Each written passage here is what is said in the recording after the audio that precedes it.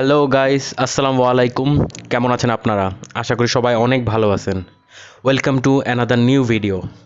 আজ সকালে আমি কিছু কাজে বের হয়েছিলাম। আমি ভাবছিলাম যে সারাদিন লেগে যাবে, কিন্তু দেখি বিকেলের মধ্যেই আমার কাজ শেষ হয়ে যায়। তখন ভাবলাম যেহেতু সময় আছে, কিছু টাকাও ইনকাম হইলো আর আপনাদের সাথে দেখা সাক্ষাৎও হইলো। চলেন শুরু করি ভিডিওটা। আজ মে মাসের 5 তারিখ, রোজ রবিবার। সময় এখন 4:10। আমার ভিডিওটা শুরু হচ্ছে যমুনা ফিউচার পার্কের সামনে থেকে। পাঠাও অ্যাপে আমি একটা রিকোয়েস্ট পাই, যমুনা ফিউচার পার্ক থেকে এই ভাইয়াকে নিয়ে যেতে হবে বনানী ডিএনসিসি মার্কেটে। আমি ভাবতেছিলাম যেহেতু 4টা বেজে গেছে অলরেডি, অফিস আওয়ার তো শেষ, এখন রাস্তায় প্রচণ্ড জ্যাম হবে, কিন্তু দেখলাম খুব তাড়াতাড়ি পৌঁছে গেলাম ভাইয়ারে নিয়ে। আমাদের সময় লাগে 20 মিনিট, দূরত্ব ছিল 5.7 কিলোমিটার, ভাড়া উঠে 115 টাকা, ডিসকাউন্ট ছিল ভাইয়ার 21 টাকা, পাঠাও কমিশন যায় 22 টাকা, আমার থাকলো 115 টাকা, পার কিলোমিটার পেলাম 20 টাকা করে। ভাইয়া আমাকে 120 টাকা দিছিল এবং 5 টাকা ভাঙতি নাই। তখন ভাইয়া আমাকে বললো, ভাই রাস্তায় যদি কোনো ফকির পান তাহলে 5 টাকা দিয়ে দিন। আমি বললাম ঠিক আছে। তারপর ওই ভাইয়া যাওয়ার সাথে সাথে এই ভাইয়াটা আসে, উনি আমাকে বলতেছে ভাটারা যাবে। এখন আমি বললাম ভাটারা যাব, ভাড়া হবে 100 টাকা, কিন্তু উনি দিবে 70 টাকা। এখন উনি 1 টাকাও আর বাড়াবে না, 70 টাকাই যাবে। পরে আমি বললাম না ভাই, আমি আর পারবো না 70 টাকাই দিতে। বনানী মসজিদের সামনে গিয়ে আমি 10-15 মিনিট দাঁড়াই। ওখান থেকে ইনড্রাইভে একটা রিকোয়েস্ট রিসিভ করি, এক ভাইয়াকে নিয়ে যেতে হবে মাল্টিপ্ল্যানের সামনে। এখন ইনড্রাইভে আপনারা জানেন সবসময় মানে দূরত্ব বেশি থাকে আর ভাড়া কম থাকে, এইবারও ওই রকমই হলো। আমাদের সময় লাগে 30 মিনিট, দূরত্ব ছিল মিটারে 9 কিলোমিটার, আর ইনড্রাইভে দেখাচ্ছিল 6 কিলোমিটার, ভাড়া উঠে 120 টাকা, পার কিলোমিটার পাই মাত্র 13 টাকা করে। এরপর আমি যাই সায়েন্স ল্যাবের মোড় পার হয়ে সিটি কলেজের অপোজিটে। ওখানে প্রায় আমি 20 মিনিট দাঁড়াই, কোনো রিকোয়েস্ট আসতেছিল না, আর ওই সময় ঘড়িতে বাজে তখন 5:30। এরপর আমি ইনড্রাইভে একটা রিকোয়েস্ট অ্যাকসেপ্ট করি, মিরপুরের রিকোয়েস্ট, কিন্তু অ্যাকসেপ্ট করার পরে কাস্টমার ডিক্লাইন করে দেয়। তার 2 মিনিট পর আবার ওই রিকোয়েস্টটা আসে, আমি আবারও অ্যাকসেপ্ট করি। এবার অ্যাকসেপ্ট করে ডিরেক্টলি ফোন দেই। ফোন দেওয়ার পর ওই আপু আমাকে বলতেছে আসেন, এসে ফোন দেন। আমি তাকে বললাম যে আপনি সীমান্ত স্কোয়ারের যে গেট দিয়ে গাড়িগুলো ঢোকে ওখানে দাঁড়ান। উনি ওখানে না দাঁড়াইছে হলো যে গেট দিয়ে গাড়ি বের হয় ওই গেটের সামনে দাঁড়াইছে। আর ওই গেটের সামনে অনেকগুলো মেয়ে মানুষই দাঁড়ায় রয়েছে, এই জন্য তারে খুঁজে পাইতে একটু সমস্যা হয়েছে। যাক, যখন তার নাম ধরে ডাক দিছি তখন উনি চলে আসছে। তারপর তাকে নিয়ে রওনা দিয়ে দিই মিরপুরের উদ্দেশ্যে। আর এই আপুরে নিয়ে যাওয়ার সময় অনেক বেশি জ্যাম ছিল, মানে কি বলবো, পুরো প্রত্যেকটা সিগনালে প্রায় 10 মিনিট করে আমরা দাঁড়াইছি।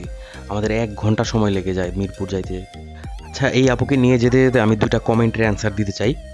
এক ভাইয়া আমাকে লিখছেন যে ভাই, রাইড শেয়ার অ্যাপে একের অধিক বাইক অ্যাড করা যায় কি না, অথবা বাইক পরিবর্তনের সিস্টেম কি। এখন এটা নিয়ে আমি ফোনে কথা বলছি আমাদের যে পাঠাও, আমার যে অ্যাকাউন্ট খুলে দিয়েছিল পাঠাও অফিসে কাজ করে ওই ভাইয়ার সাথে। উনি বলল যে না, একের অধিক বাইক অ্যাড করা যায় না, আর আপনি যদি বাইক মোটরসাইকেল চেঞ্জ করেন তাহলে অবশ্যই ওটার কাগজ অফিসে এসে আপলোড করতে হবে। আর যদি আপলোড না করেন তাহলে যে পাঠাও থেকে কিছু সুবিধা, যেরকম ধরেন ইন্স্যুরেন্স, ওটা আপনি পাবেন না যদি অন্য বাইক থাকে। তারপর অনেক সময় যাত্রী আপনার কাছে এসে বাইকের নাম্বার দেখে আপনাকে চিনে, তখন ওই বাইকের নাম্বার দেখে আপনাকে চিনতে পারবেন না। এই ধরনের মানে ঝামেলায় আপনাকে পড়তে হবে। আর 2-3টা গাড়ি বা বাইক একসাথে অ্যাড করা যায় না একটা অ্যাপে। আরেকটা হলো, এক ভাইয়াল অ্যাক্সিডেন্ট নাকি মিরপুরে বাইক ভাড়া পাওয়া যায়। এখন এই আপুকে আমি ড্রপ করি মিরপুর 1-এ। তারপর আমি চারপাশে অনেকক্ষণ চক্কর মারছি জানার জন্য যে বাইক ভাড়া দেয় কোথায়। আমি অনেক মেকানিকের দোকানে জিজ্ঞেস করছি, অনেক বাইকের দোকানে জিজ্ঞেস করছি, কিন্তু কেউ বলতে পারলো না যে বাইকটা ভাড়া দেয় কই। এখন ভাই, আপনার মধ্যে কেউ কি জানেন যে এক্স্যাক্ট লোকেশনটা কই যেখানে গেলে বাইকটা ভাড়া দেয়? কারণ আমিও জানতে চাচ্ছি যে বাইকটা কীরকমভাবে ভাড়া দেয় এবং কত টাকা করে ঢাকা শহরে ভাড়া দেয়।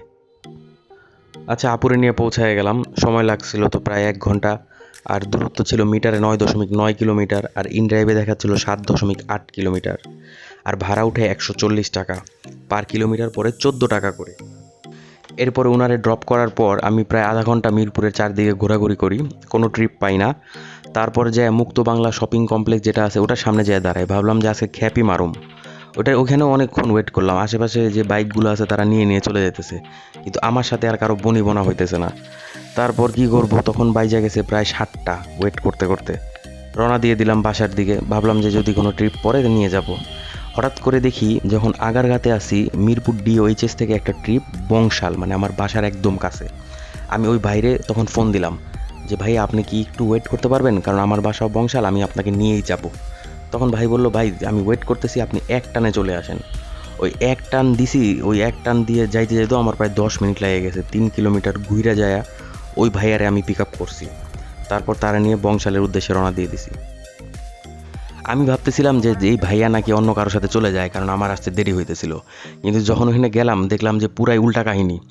উনি 10-15 মিনিট ধরে রিকোয়েস্ট দিতেছে, 158 টাকায় রিকোয়েস্ট শুরু করছে, কেউ অ্যাকসেপ্ট করে না। তারপর 170 টাকা যখন গেছে তারপরে নাকি আমি অ্যাকসেপ্ট করছি। আর উনি প্রায় 20 মিনিট ধরে নাকি বসে রয়েছে, কেউ কোনো অ্যাকসেপ্ট করতেছে না। যাক, ভালোই হলো, এই ভাইয়া আর আমার একদম মিলে গেল। ভাইয়ারে নিয়ে চলে গেলাম বংশাল। আর যাওয়ার সময় মোটামুটি হালকা পাতলা জ্যাম ছিল, আমি তাও আগামাসি লেন দিয়ে ঢুকে পাকিস্তান মাঠের সামনে দিয়ে মাহুতটুলিতে বের হয়ে যাই। দূরত্ব ছিল 11 কিলোমিটার, সময় লাগে প্রায় 40 মিনিট, ভাড়া উঠে 170 টাকা, পার কিলোমিটার পাই 15 টাকা করে। ওই ভাইয়ারে ড্রপ করে আমি বাসার দিকে রওনা দেই। কিন্তু যখন বাবুবাজার ব্রিজের সামনে বের হই, যায় দেখলাম পুরা রাস্তা আটকানো, কোনো কিছু লড়ে চড়ে না আর। তারপর যে সার্জেন্ট ছিল ওনারে বললাম, ভাই আমার একটুখানি রং হয়ে যাইতে হবে, ওই গলি দিয়ে জিন্দাবাহার, ওখান দিয়ে ঢুকলে আমার বাসা চলে যাবে। সার্জেন্ট বলল আচ্ছা যান। তারপরে জিন্দাবাহারের ভিতর দিয়ে তার তাঁতিবাজার হয়ে চলে আসছি বাসায়। যাক, তাহলে বন্ধুরা আজকে এখানেই ভিডিওটা শেষ করতে হবে, চলেন চলে আসি হিসেবে। 4টা থেকে আরম্ভ করে 8টা পর্যন্ত 4 ঘন্টায় আমার ইনকাম হইল মাত্র 600 টাকার মতো। আর এখান থেকে যদি আমি 1 লিটার তেলের টাকা বাদ দেই তাহলে আমার থাকবে 480। আজকে তো ভাবছিলাম 1 টাকাও ইনকাম করতে পারবো না, কারণ কাজ ছিল, আর সেখানে 480 টাকা নিয়ে বাসায় ফিরতেছি। যাক, ভালোই হলো। সো গাইস, দেখা হবে নতুন আরেকটা ভিডিওতে। সবাই ভালো থাকবেন, সুস্থ থাকবেন। আর ভিডিওটা যদি ভালো লাগে তাহলে লাইক করে দিবেন, আর ভালো না লাগলে ডিসলাইক করবেন। কেন ডিসলাইক করছেন জানাবেন কমেন্টে। আর প্রশ্ন থাকলে কমেন্টে অবশ্যই করবেন আমাকে, আমি অ্যান্সার দিব। সবাইকে অসংখ্য ধন্যবাদ।